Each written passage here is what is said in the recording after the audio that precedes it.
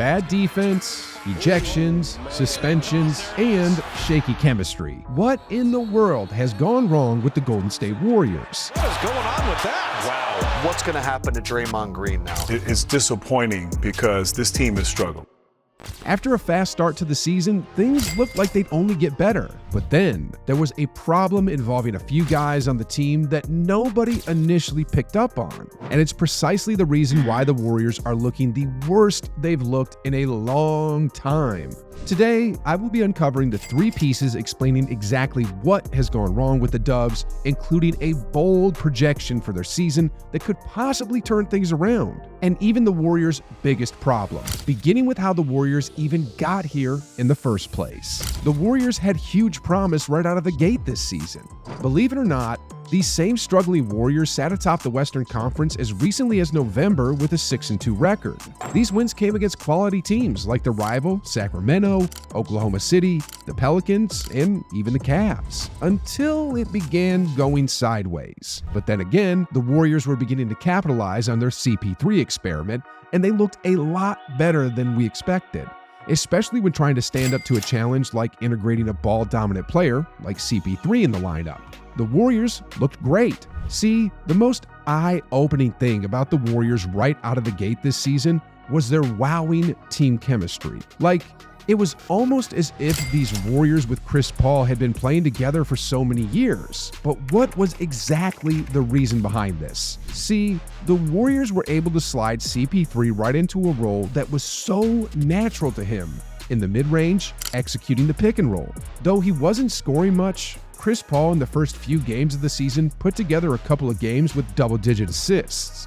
He was controlling the tempo of the game to the point that the Warriors would easily pick apart defenses like it was no challenge. Steph Curry flew out of the gate scoring in bunches, averaging 31 points per game during that stretch with only 4 assists. And it was because CP3 took that load off Steph's shoulders of having to always facilitate. And even though he's playing awfully right now, Klay Thompson actually looked a lot better at the start of the season because of this very reason and the scheme the Warriors had in place offensively. Even though other guys like Andrew Wiggins, Draymond Green, and guys off the bench weren't getting their typical shine, it still gave us that feeling of excitement knowing that the Warriors were out there experimenting with a new scheme and still winning a bunch of games despite other key players in the rotation still trying to find their roles. So, what changed in seemingly a blink of an eye?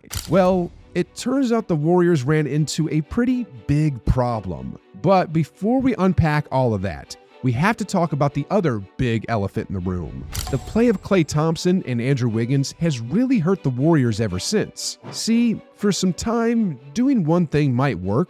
It might actually even work really well. Yes, the Warriors were flying high, but here's the issue. They became one-dimensional and super easy to figure out.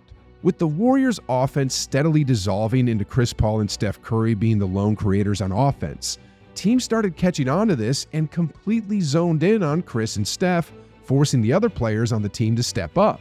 But the only problem was, when guys like Klay and Andrew Wiggins were forced to finally start stepping up to the plate to take some of the pressure off their playmakers, they simply couldn't. Fans started calling for Klay Thompson's job, called him washed, and even wanted him deleted from Warriors history. There was a time when Klay Thompson was the best two-way guard in the NBA, and he's not the same guy, and that's because of injuries. Is he done? No, I don't think he's done. I think he's slowing down and is catching up with him. That's why he's frustrated. Okay, maybe that was a bit exaggerated, but still, Klay Thompson shooting only 40% from the floor and shooting his worst percentage from 3 he's ever shot. And on top of that, he's averaging a pedestrian 15 points per game, which has rightfully made us all wonder, have the recent surgeries and rehab caught up with Klay? Is Father Time knocking on the door? At least if there's just one guy not playing his best, you can live with it. But Klay's not the only guy that looks lost in the Warriors system, because Andrew Wiggins looks worse. Wiggins is averaging a career low in points, assists, and steals, and is shooting his second lowest field goal percentage ever. But that's not even remotely the root of the issue.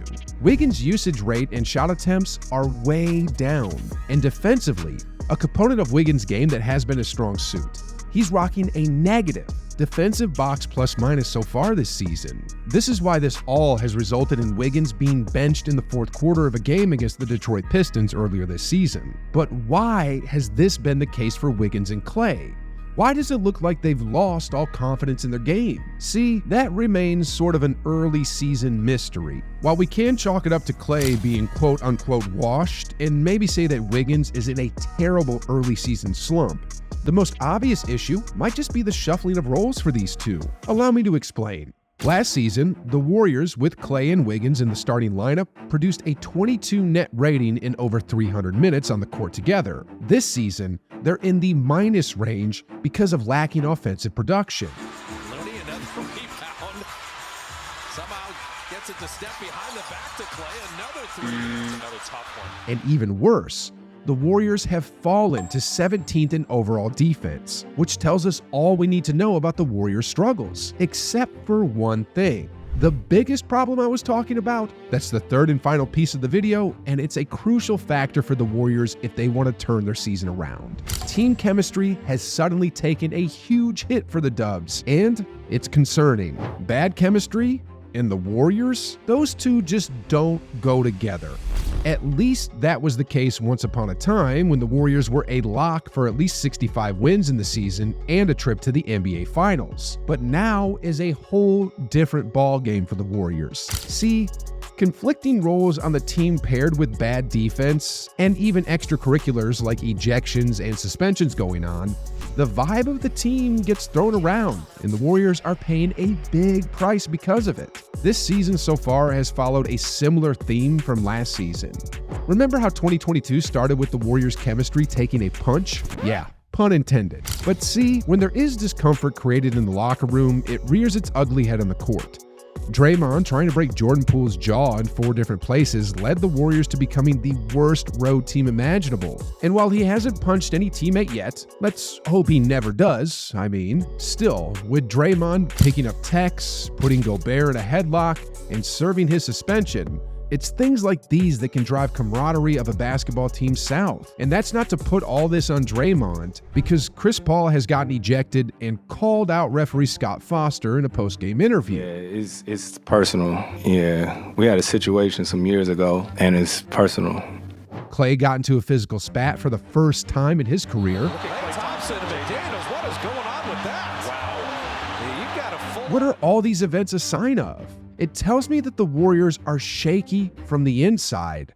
They're teetering, anxious, confused, and downright lost. The thing is, all these things have involved all the team's best players.